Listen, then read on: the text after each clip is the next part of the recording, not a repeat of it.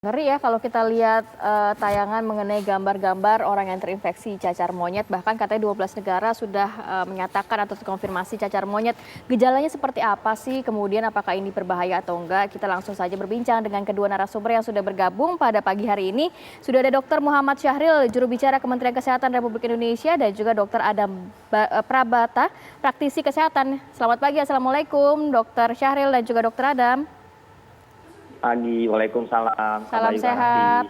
Baik, saya mau langsung ke Dr. Syahril terlebih dahulu. Dok, kalau sampai sejauh ini laporan yang diterima oleh Kementerian Kesehatan Republik Indonesia, sudah adakah kasus di Indonesia, Dok? Jadi sampai hari ini, walaupun 12 negara sudah melaporkan, alhamdulillah Indonesia belum ada kasus satupun, Pak. Oke, nah melihat, saya tidak tahu ya, tapi melihat sepertinya pemberitaannya masif gitu, penyebarannya juga masif, bahkan di Australia negara tetangga kita juga sudah ada gitu. Nah, memitigasi dok soal penyebaran ini agar tidak masuk ke Indonesia dan juga memberikan dampak yang negatif, gimana ya dok? Ya, pertama kita tingkat kewaspadaan dulu harus kita tingkatkan, ya. Pertama, kemudian kita mengikuti perkembangan ya tingkat global kasus-kasus ini, ya. Saat ini kan sudah ada 12 negara, kita selalu mengikuti ini perkembangan ini. Yang kemudian kewaspadaan kita adalah kewaspadaan di pintu masuk negara kita, terutama dari ke-12 negara atau negara endemis yang dari Afrika tadi. Nah, kewaspadaannya apa? Yaitu kewaspadaan pertama di karantina hewan maupun di kantor kesehatan pelabuhan, ya. Jadi kita melalui KKP, Kantor Kesehatan Pelabuhan, sudah memberikan edaran kepada seluruh maskapai untuk memberikan data laporan setiap penumpang yang masuk ke Indonesia yang dari ke-12 negara pun negara endemis di Afrika tadi. Dengan maksud pihak KKP atau Kantor Kesehatan Pelabuhan lebih peduli dan bisa memperlakukan tindak lanjutnya, bagaimana kita harus bertindak selanjutnya. Begitu Mbak, yang pertama ya, kita kewaspadaan di tingkat pintu masuk ya, di bandara maupun di pelabuhan.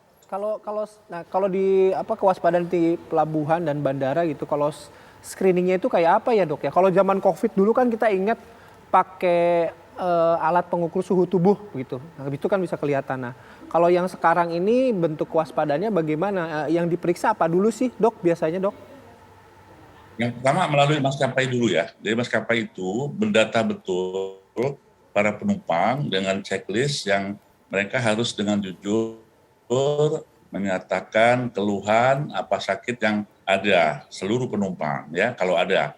Yang biasa untuk deteksi berikutnya ya seperti biasa kita dengan thermal scanner itu bisa melihat suhu tubuh ya, karena salah satu gejala yang paling penting di sini untuk kasus cacar monyet ini adalah meningkatnya suhu ya, biasanya di atas 38 derajat. Baik, adakah memang sinergi dengan kementerian terkait yang juga menangani mengenai hewan-hewan yang keluar masuk dari wilayah Indonesia, mungkin Kementerian Pertanian atau kementerian lainnya dokter, agar memang peraturan ini atau screening ini cukup ketat nantinya? Ya, betul. Jadi kita sudah koordinasi dengan karantina hewan, dapat informasi dari karantina hewan selama ini memang itu tidak pernah ada monyet-monyet yang masuk ke Indonesia yang dikirim atau yang melalui bandara maupun pelabuhan laut ya. Yang ada cuman mencit ya, tikus yang diimpor dari negara Amerika untuk penelitian. Tetapi dari karantina hewan juga sudah akan siap apabila akan terjadi kasus yang diduga cacar monyet ini. Oke. Saya mau ke Dokter Adam. Dokter Adam, kalau melihat ini kan mungkin banyak masyarakat yang juga belum paham apa sih cacar monyet itu, kemudian cara penularannya, masa inkubasinya. Kalau saya sempat baca di media online, bahkan ini juga ada berhubungan dengan salah satu orientasi seksual. Sebenarnya seperti apa sih cacar monyet, dokter? Oke, jadi yang pertama cacar monyet itu beda sama cacar air dan cacar ya. Sebenarnya yang biasa kita omongin di Indonesia sekarang dan suka ketemu di anak-anak itu cacar air. Kalau cacar sendiri itu penyakitnya udah punah dari sekitar tahun 1980-an. Nah, kalau cacar monyet ini penyakit yang berbeda lagi. Nah, ini asalnya dari monyet, lebih mirip kayak cacar, bukan cacar air, tapi dia lebih ringan. Nah, keluhannya itu mulai dari awalnya, biasanya kalau abis kena, itu ada demam, sakit kepala, sakit otot, sakit punggung, sama kelenjar getah bening, biasanya di area leher itu membesar. Nanti setelah 1-3 hari, itu nanti muncul ruam-ruam, merah-merah, ada lenting-lenting pada kulit juga. Nah, kalau penularannya tadi seperti dikatakan oleh Kak Ratih, memang sejauh ini itu masih diinvestigasi, dan ada dugaan ini bisa menular melalui cairan tubuh, yang terutama terjadi di kontak seksual antara laki-laki dengan laki-laki. Karena ternyata mayoritas kasusnya yang melapor, yang terdata itu banyak dari yang laki-laki dengan laki-laki. Tapi ini tidak artinya semua kasusnya dari yang orang hubungan laki-laki dengan laki-laki ya. Ada juga kasus yang lain, tapi kebanyakan saat ini di sana. Selain itu juga ada resiko penularan dari droplet, dari kontak dengan area-area kulit yang ruam, yang ada lentingnya, dan ada benda-benda yang terkontaminasi sama virusnya. Sejauh ini seperti itu sih, Kak. Oke. Nah, Dok, kita kan masih memori kita kan masih menyimpan ya soal kemarin pandemi Covid begitu. Sekarang kita disuguhkan gitu soal cacar monyet ini sudah menyebar di 12 negara gitu. Ini seberapa mengkhawatirkan sih penyebarannya sebenarnya? Apakah mungkin penyebarannya secepat Covid itu atau gimana? Oke, jadi ini menarik pertanyaannya. Jadi kalau dari WHO sendiri bilang cacar monyet ini bisa lebih ditahan penularannya dibanding COVID. Kenapa? Karena cacar monyet ini penularannya terjadi ketika orangnya udah bergejala. Apalagi kalau udah ada lentingnya. Dan kemudian dia bisa menularnya itu kalau ada kontak erat yang cukup lama waktunya. Kan kalau COVID itu kan ada yang airborne, terbang-terbang di udara. Dan ada orang-orang yang nggak bergejala nularin. Jadi lebih susah ditahan. Kalau cacar monyet ini WHO bilang mereka optimis bisa menahan penularan cacar monyet ini di luar negara-negara area Afrika. Kan Afrika emang endemis tuh. Kalau kayak di Eropa, misalnya di Australia atau di Amerika, WHO sejauh ini masih optimis ini bisa ditahan selama memang setiap ada gejala, terutama yang lenting, itu benar-benar diperlakukan dengan sebaik-baiknya, jangan sampai kontak ke orang lain. Seperti itu sih. Dokter Adam, kita kan dari kecil sudah diberikan vaksin cacar. Ampuh nggak sebenarnya untuk juga perlindungan diri terhadap cacar monyet ini? Kalau kemarin kan hepatitis akut kan agak berbeda dengan vaksin hepatitis yang pernah kita terima dulu. Nah, kalau cacar air sama cacar monyet itu kebetulan jenis virusnya agak jauh. Jadi sejauh ini vaksinnya cacar air itu tidak efektif untuk cacar monyet. Yang efektif tuh malah vaksin cacar yang udah punah tuh tahun 80-an kemarin. Tapi sayangnya vaksinnya kan saat ini kan penyakitnya udah nggak ada, udah punah. Jadi vaksinnya udah nggak diproduksi luas. Kalau yang cacar air yang dulu kita kecil itu nggak efektif sih sejauh ini. Oke, nanti kita ngobrol lagi ya dengan Dokter Adam dan juga Dokter Chahril. Terutama kalau misalnya memang ada terindikasi gejala, perlu nggak ada fasilitas khusus isolasi begitu ya? Karena kita kan masih ingat dengan pandemi kemarin harus ada fasilitas isolasi. Tapi kita akan lanjutkan perbincangannya sesaat lagi di Apa Kabar Indonesia Pagi. Ya, kembali di Apa Kabar Indonesia Pagi. Bayu mau nyambung pertanyaan langsung ke Dokter Chahril yang tadi. Iya, Dokter Chahril. Dok, kalau memang tadi Dokter Adam kan menyebutkan mungkin ini gejalanya begitu lebih ringan dibandingkan COVID gitu, dan WHO juga optimistis bisa lebih menekan laju penularannya begitu. Tapi apakah juga masuk dalam mitigasi di Indonesia gitu? Kalaupun misalnya yang ada, apakah diperlukan ruang isolasi khusus itu, Dok, seperti yang kemarin terjadi pada COVID, dan kemudian ada fasilitas-fasilitas yang memang harus disiapkan, Dok? Ingin mengulangkan saja bahwasanya penularan ini adalah melalui kontak langsung ya. Kontak langsung antara binatang monyet itu kepada orang dan juga dari orang ke orang. Kontak langsung yaitu kontak terhadap bercak-bercak atau cacar-cacar tuh yang ada di muka atau di tangan. Bahkan bercak ini ada sampai ke alat genitalia ya, alat kelamin, ya tangan. Nah itulah yang mungkin disisir di negara-negara Eropa terjadinya penularan antar manusia itu yang dengan berhubungan, tapi karena di alat genitalia juga ada kelainan atau lesi cacar itu, Mbak. Nah yang menjadi penularan itu yang paling pokok. Nah sekarang masalah gejalanya sebetulnya dari literatur dan laporan kasus yang ada, cacar monyet ini lebih berat dari cacar yang ada, ya. Ditandai dengan panas tinggi dan sakit kepala yang berat. Dan yang membedakan yaitu adanya benjolan di leher, di ketiak dan selangkangan. Ini yang membedakan. Nah, setelah itu baru muncul ruam-ruam atau lesi di hari ke-6 sampai ke hari 15, yang inilah yang menjadi sumber penularan. Baik. Nah, apapun ini, karena ini merebak di beberapa negara, kita tetap waspada. Yang saat ini dilakukan oleh Kementerian Kesehatan adalah kewaspadaan di tingkat pintu masuk di negara kita melalui bandara maupun pintu laut, ya. Nah, kita sudah siapkan itu, dan yang langkah berikutnya adalah kita menyiapkan fasilitas pelayanan kesehatan, ya, baik itu puskesmas, rumah sakit, sekaligus fasilitas untuk mendeteksi, ya, apabila ada dugaan cacar monyet ini, yaitu melalui laboratorium untuk memeriksa PCR-nya.